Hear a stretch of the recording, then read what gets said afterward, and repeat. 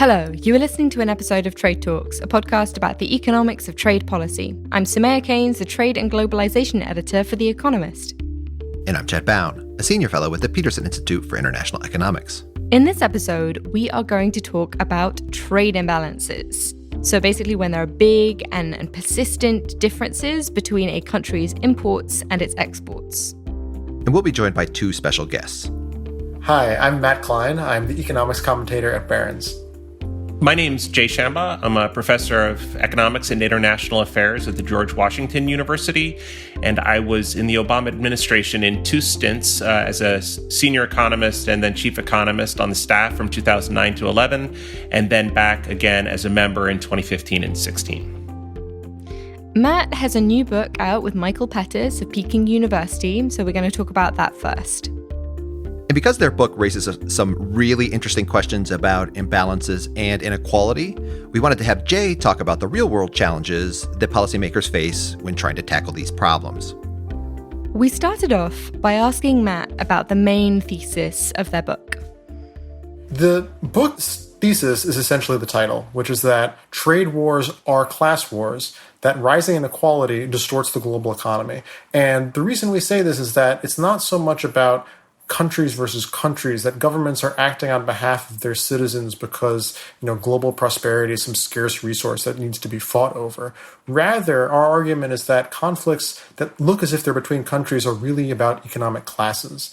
And that when we think about China versus the US, that's not really the right framing at all. That geopolitics, there are certainly geopolitical issues between the two countries, but really the economic issue is really between the American working class and American elites and between the Chinese working class and Chinese elites. And in both cases, you have the working class of both countries actually on the same side and elites of both countries essentially on the same side. So there are clearly issues between the United States and China. But how about if we put this in the context of some of the critiques that maybe we're more familiar with? So what about this Lighthizer critique of China, which is basically that the state, the Chinese government, subsidizes too much production, and then the excess capacity messes up markets in other countries around the world, like the United States?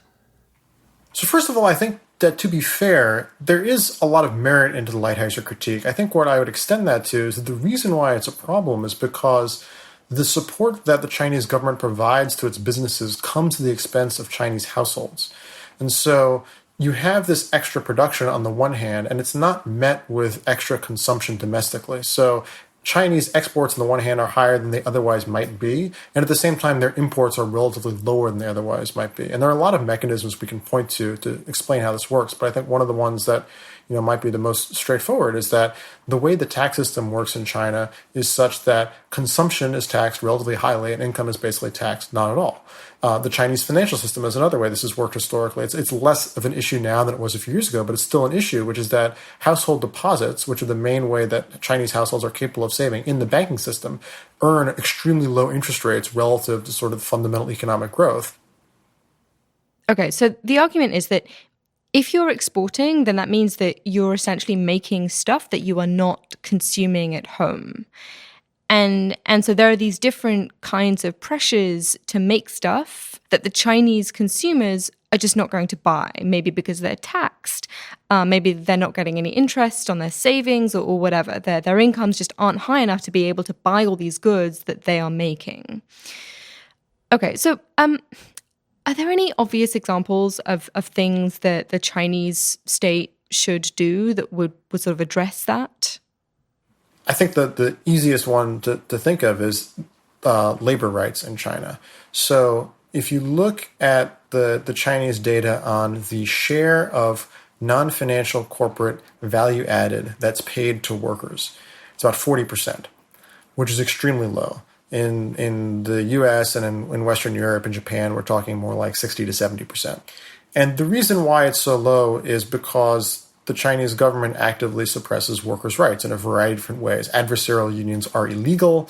You have a very, very large population of workers in cities who came from the countryside, and because of that, and because of something called the hukou system or the household registration system, they lack access to lots of basic rights and access to the social security system that people born in the cities have.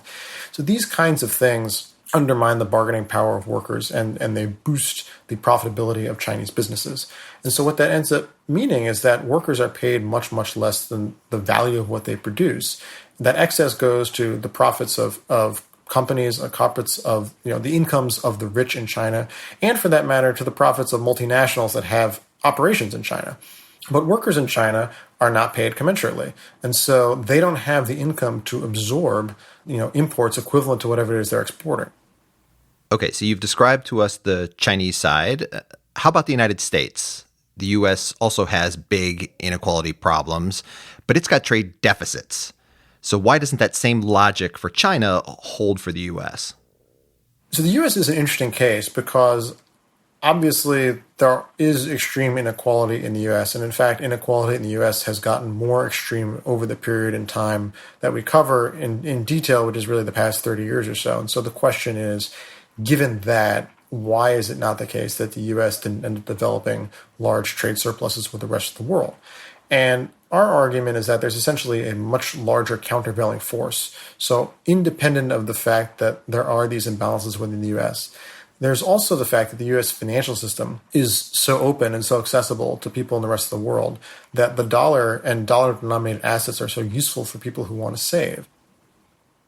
Okay, and the point here is that people just want dollars so badly that they're willing to basically lend money to the US and it's going to buy these imports. So capital flows in, that fuels these big trade deficits. And then I guess the question for policymakers is, what could the US have done differently? Were there practical solutions to these massive capital inflows? So one of the things that could have been done that at the time would have been, I think, unrealistic to expect given the advice that the U.S. had just given to the rest of the world in the 1990s. But one of the things that could theoretically have been done would have been some kind of active measure to discourage foreigners from buying U.S. assets, whether it's some kind of tax on foreign inflows or the type of reserve system like they have in Chile. There are a whole bunch of different kinds of sort of capital flow management measures, I think is the preferred term the IMF now uses, or capital controls, that could have theoretically had some of an impact. Of course, given the advice that the U.S. had given the rest of the world in the 1990s, that would have been impractical. So that doesn't seem particularly realistic or useful to have expected. The other thing the U.S. could have done, and other thing the U.S. could have done, would have been trying to actively countervail those flows by having either the Treasury or the Fed coordinate to essentially buy an equivalent amount of foreign assets. So you have a whole bunch of money coming in from one direction, a whole bunch of money going out the other direction. So this should sound familiar to Trade Talks listeners who may remember episode 104, because this is an argument that my Peterson Institute colleagues Joe Gagnon and Fred Bergstrand have put forward in some of their work on countervailing currency manipulation. But as we said then, it's not as easy as it sounds to actually do this in the real world, though I do recommend going back and re-listening to that episode, number 104. I should say that Chad kind of re-listens to the back catalogue, a few episodes a week, just to keep things going. Okay, before we go on to Jay, just one more question for Matt. So there is a third country that the book goes into, which is Germany.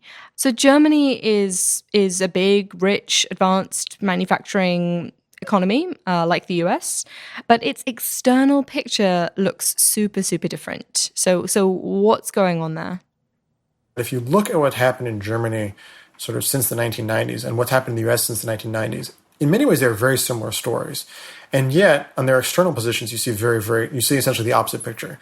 So the big story of Germany is essentially the opposite of what most Germans will tell you, or even what most sort of casual observers will tell you. And that sort of wrong view is that in Germany, they're just very productive people and they're very thrifty people. And so, of course, they save a lot. And of course, they have these, world-beating exports. And why would it be any different? The problem is that this is not really borne out by the data, that actually what we see in Germany is that the shift in Germany's external position is driven entirely by weak import growth, not by strong export growth. That actually what happened in Germany wasn't that the productivity boomed, it's just that workers got paid a lot less and companies in Germany increased their profitability at the expense of their employees. So the argument there is Germany looks more like China than it does the U.S. because it basically suppressed wages normal people didn't spend enough, including on imports. And again, the argument is that inequality within Germany fueled these external imbalances. And if normal people could just spend more, then that would help the big imbalances problem. It would help that just go away. Okay, so we have these three countries, Germany, China, and the US. And the issue, I guess, is that when trying to resolve these big problems, the populations aren't talking to each other. The communication is happening through policymakers, the elites. Now, you could argue that perhaps the problem is that the elites don't care enough about the median, the average person that they're representing. But suppose they do. So suppose you are an American policymaker and you realize that, domestic policies in other countries mean that you are experiencing all sorts of problems. What do you do about that? We thought we'd ask this to Jay Shambaugh. Jay was part of the Obama administration's Council of Economic Advisors from 2009 to 2011, and again from 2015 to the beginning of 2017. He wasn't in charge of any of these negotiations, but he was a close observer of how international negotiations between governments over issues like imbalances can sometimes go. So we asked Jay to tell us what it was like. Did the Obama administration officials recognize imbalances as a problem? I would say yes. The U.S. government actually really did think of imbalances as a problem. And I would say in a few different ways. In particular, there was a big emphasis on the need to increase demand in a number of countries and the idea that a lack of spending in some countries that were running large current account surpluses was a problem. I would add two caveats to it, though. On the one hand, I would say that there was really a view that this was particularly a problem because we were at the zero lower bound and that we were in a global recession and interest rates were zero. And that made it a bigger deal that these countries didn't have enough demand going on. So I think that was a big issue, that if in a normal time, if there's not enough demand in your economy, the central bank can lower interest rates and kind of bring you back towards full employment. When you're at zero, you don't really have that method. And so aggregate demand becomes something of a finite commodity around the world. And I think that's particularly an issue in a global recession. Often in these discussions, there is a lot of blame being handed around. You criticize the surplus countries, or you shame the US for spending so much. Was the view at the time that everyone else was the problem, that the US was the victim here?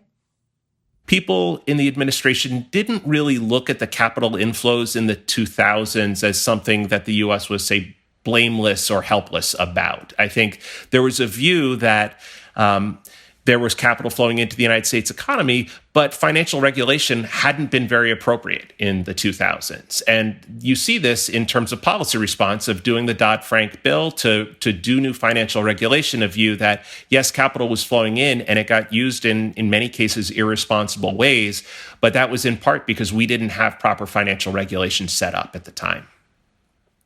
So in the U.S., you've got money, these capital flows coming in, and the wrong kind of domestic policy for financial markets. And that was part of the problem. Our regulations meant that the banks were taking on a lot of risk. People could get a mortgage without a job or any kind of documentation. But that was very much a policy choice. It might not have been a great one, but that was very much a decision that American policymakers themselves had made at the time. Okay, so there was some acknowledgement of that in the United States, but how about other countries? Who at that point were you mostly worried about? I think clearly the two biggest issues in surplus countries, especially back at that time, were China and Germany, and Japan to some extent as well. But really, China and Germany were the biggest, and China was certainly the largest right as I was coming into the administration. So, when they had a really, really large current account surplus in 2007 and 2008, that was viewed as a big issue. So when you have an issue like this, where do you end up negotiating? Is this a sort of everyone hang out in Davos kind of thing? Is this a bilateral thing? I would say the biggest place you see an emphasis on imbalances was through the G20. And so you saw this really at the start of the G20. In April of 2009, the view was everybody needed to do stimulus, right? It couldn't just be some countries, because there was a reality that some countries could almost free ride off other countries' stimulus. And that is that imbalances issue. And so there really was a big emphasis. Everyone is going to do stimulus simultaneously, and that will help lift the world out. After that, you did see the G20 on a rolling basis. I don't want to say it was always perfect, but there really was at times, creating a view around an external imbalances procedure, that if imbalances were too large, that it made sense to have consultations and talk about the macro policies that were driving these imbalances if they got above 3 or 4% of GDP. And so the G20 really showed up, I'd say, as the leading venue for it. Bilaterally, it came up a lot in the strategic and economic dialogue with China. So this was a big deal there. Honestly, I think literally the first thing I did when I showed up at the CEA on July 1st of 2009 was to help write talking points explaining to the Chinese policymakers that we were not going to go back to a world where U.S. demand drove Chinese growth. And that was just how kind of a talking point that stayed around for a long time, to the point that even at some points you would see President Obama say, look, China is too big to grow on the back of U.S. demand. It just doesn't work the way it might have worked in the 90s. We can't go back to a model like that. So I think there was a real emphasis through the strategic and economic dialogue that we couldn't do this. It comes up in other forums too, and in bilateral conversations with Germany as well to some extent. But I'd say most of all in the G20 and in conversations with China. So take us into the room. In one of these government-to-government dialogues, what specifically would the U.S. government ask for? Was it just some big, broad targets that they wanted these other countries to meet? Or were there specific policy suggestions that they thought these other countries could actually deploy that would make things better? Like, if we were you, we might fix this sort of policy. I'd say it's a combination. Especially with China, there would be a view of saying we need to see China committing to lifting consumption broadly, just in general. But then on top of that, there were really specific combination of advice and asks around how that happens. So one would be, say, kind of a constant view to increase the dividends coming out of the state-owned enterprises. And the view was that would lift the household income share. It's actually something that people honestly like Michael Pettis push a lot, that's an issue, that you have a low household sector share of the economy in China. And the view was if we lifted state-owned enterprise dividends, that would help. Also, similarly, if you strengthen the social safety net in China or reform the hukou system, that things like that might reduce precautionary savings within the household sector. And that those types of things could lift consumption and shrink saving and get rid of the current account surplus to some extent. The issue with Germany, honestly, I would say was tougher. And one reason is part of what Germany needed was to spend more. And there was almost this sense that Germany faced a different zero lower bound. The zero was on fiscal policy, that they just would not cross into deficit. And so if the thing you needed from Germany was a fiscal deficit, they just weren't going to talk about it. But we talked to them, frankly, we tried to get creative. We tried to come up with anything that would increase demand in Germany. And so we talked to them about doing value-added tax cuts that would increase consumption. They didn't like that. Talked to them about cutting the value-added tax and increasing payroll taxes to just kind of tilt towards consumption. That's actually something Geeta Gopinath, who's the chief economist of the IMF now, talked about in a paper with some co-authors, that if you did that in Germany and did the opposite in other countries in Europe, you could kind of rebalance. Not a lot of uptake there. We even tried pushing whether it was infrastructure or private investment. Towards the end, we tried the angle that, look, you've had this big increase in immigration. So labor supply has grown. You need to increase capital just to stay where you were before. So you need to do a lot of investment. I would say Germany viewed us talking about their domestic policy as a little bit more, I don't want to say out of bounds, but they're like, okay, that's nice. Whereas China viewed that as much more part of negotiations. So just following up on that China point, can you say a bit more about how they received these American requests? So I'd say you got two different things, and it depended on the point in time. There certainly was sometimes especially early in 2009, you need to clean up your own backyard. Your fiscal deficit is the problem. Don't blame us. Or, often it would be you restrict exports of U.S. technology to China, and that's why we don't import as much from you. But I think what was interesting was often, especially around the broad macro targets, they didn't actually disagree. And so it would sometimes feel a little surreal. You'd go in and say, look, you need to lift consumption. And they'd say, yes, we agree. We need to lift consumption. Look at our most recent 5-year plan. It explicitly says lift consumption. And it even said, and our target is to increase imports. And so it's hard to complain because that was literally what we wanted. And then they would turn around and say to us, but you need to cut your budget deficit. And we would say, well, yeah, look at our budget forecast for the next 5 years. We're obviously going to bring the deficit down. It just exploded because of the recession. And so it felt a little surreal because we would just be agreeing with each other. But the problem was then getting down to the specifics and seeing it move on a pace that you wanted. So if China was comfortable saying we're going to increase consumption, we might say, yes, so let's get that going now. And here are a whole bunch of ways you could do it. And on that, they might say, well, yes, those are all things we're considering, or those are all ways we might go about doing it. But it'd be a little bit harder to get things pinned down there. So if you listen to the Trump administration, then the view of these sorts of discussions is that the Chinese just talked and didn't actually do anything. They would string the U.S. along, but they would never actually follow through with these promises. What's your view? Do you think that these talks actually got anything done that the Chinese wouldn't have done otherwise? Did they matter?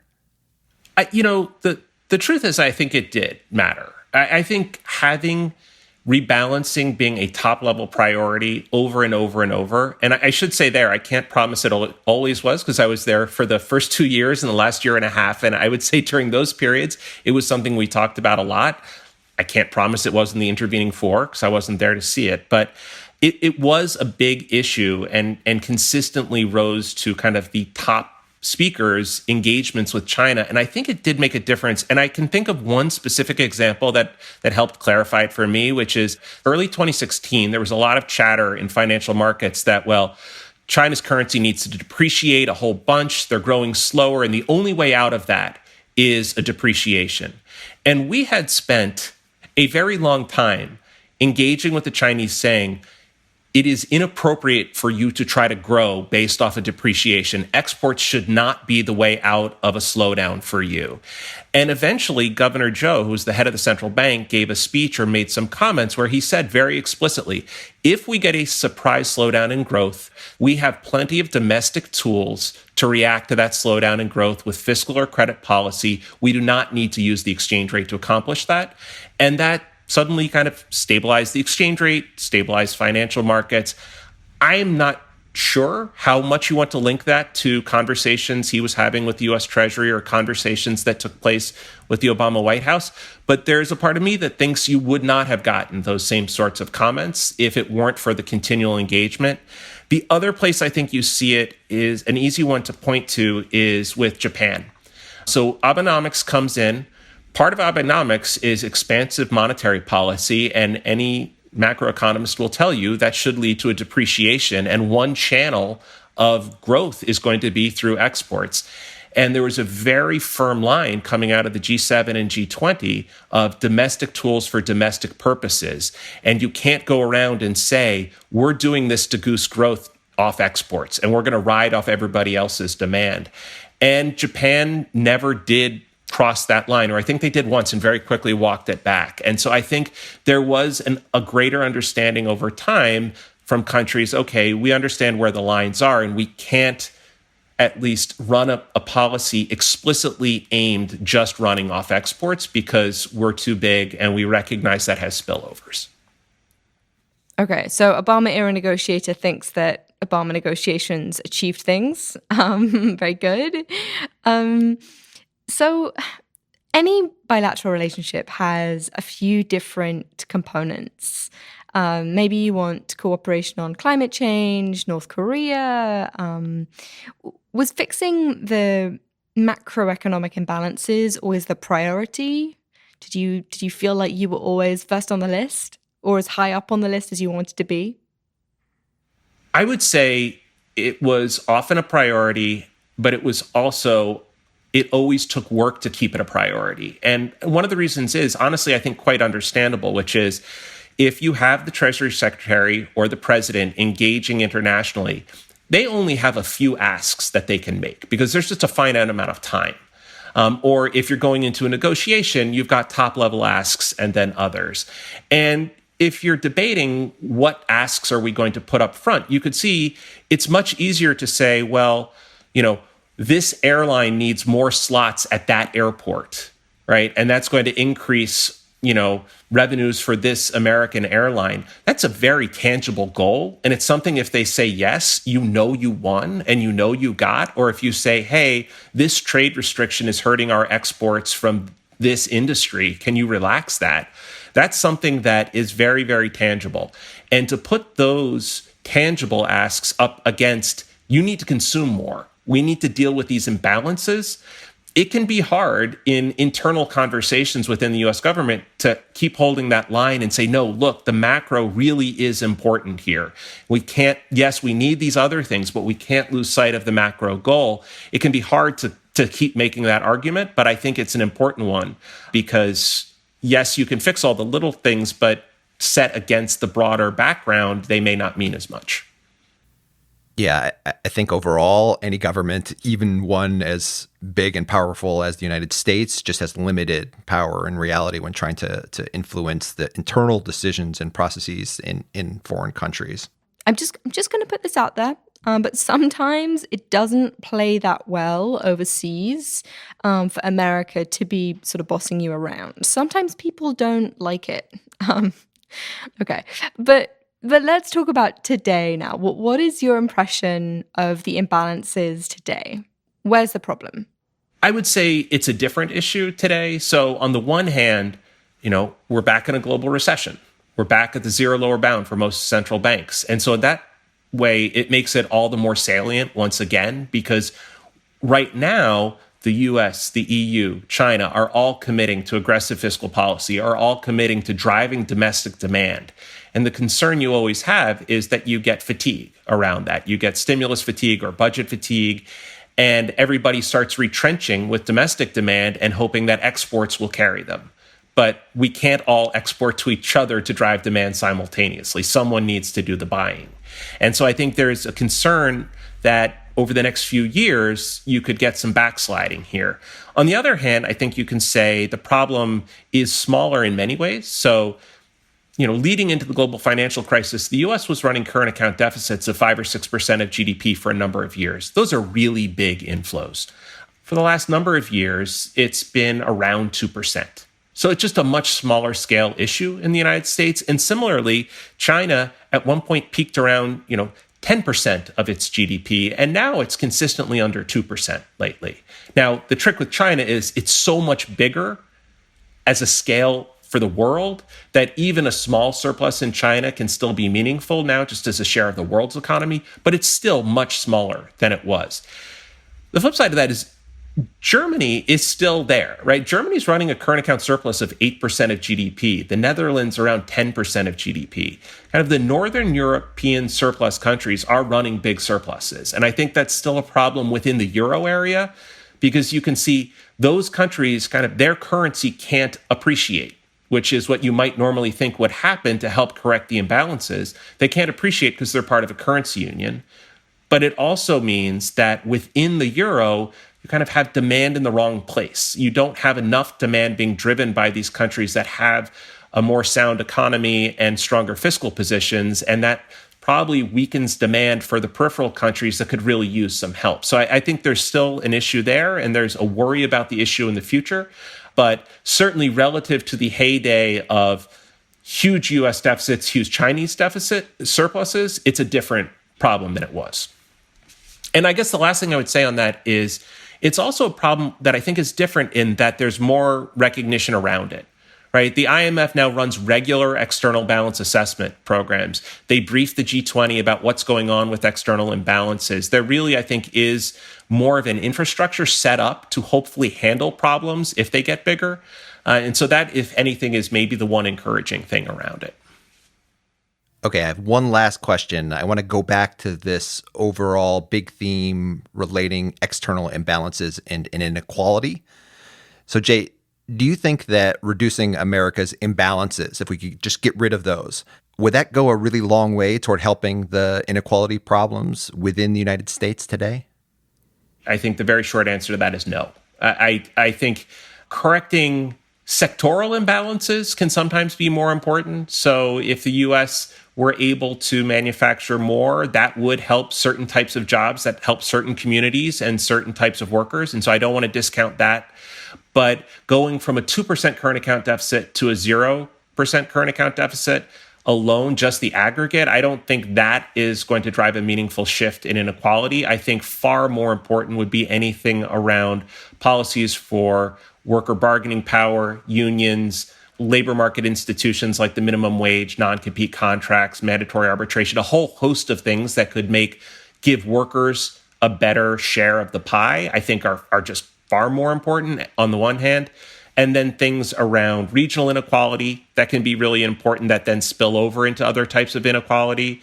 And for that matter, although I never want to imply it can solve everything, especially for some people, just better education and training can lift up a lot of people. And people in the United States who don't graduate from high school are just going to face a tougher road economically. And as you can shrink the number of people in that position, you can do a lot to help inequality. And so I think there are far more important domestic policies that could correct inequality in the United States rather than the focusing on the current account deficit. That said, again, I will say, especially at the zero lower bound, I take surplus countries that are not generating enough demand in the world to be a real problem. So I don't want to say it's unimportant, especially when we're in a global recession, but to me, it's not the primary link to inequality. And on that note, I think we should wrap up. And just to summarize everything, Matt's argument is that it is internal inequalities within China and Germany that drive their big external imbalances. And America's international financial role means that it soaks some of it up. It's hurt by those. I guess on that last point, the way Jay would frame it might be more of a policy choice on the part of the US. There was a failure of domestic regulation. I doubt Michael and Matt would disagree that there was a failure of domestic regulation. It's just in the emphasis, and I think everyone just agrees that there are problems everywhere. I think that's right. And when it comes to financial market regulation, that's also clearly one of the areas that the Obama administration tried to fix when they came into office. But overall, on this question of what to do about this, I hope nobody has been left with the impression that any of this is easy. But I think what is most important here is it seems that the direct way of tackling the imbalances issue is to get countries to do better domestic policies. And the problem is when they don't, then you have some government comes along, like what we've seen with the Trump administration, and it tries to fix them with tariffs. Okay, that is all for Trade Talks. A huge thanks to Matt Klein at Barron's for talking to us about his new book with Michael Pettis, Trade Wars Are Class Wars. And a big thanks as well to Jay Shambaugh at George Washington University for sharing with us his experience of what it's like negotiating over macroeconomic imbalances out there in the real world. Thanks also to Colin Warren, our audio guy. Do follow us on Twitter. I'm at Samaya Keynes. And I'm at Chad Bown. And we're on @trade__talks. That's not one but two underscores, @trade__talks.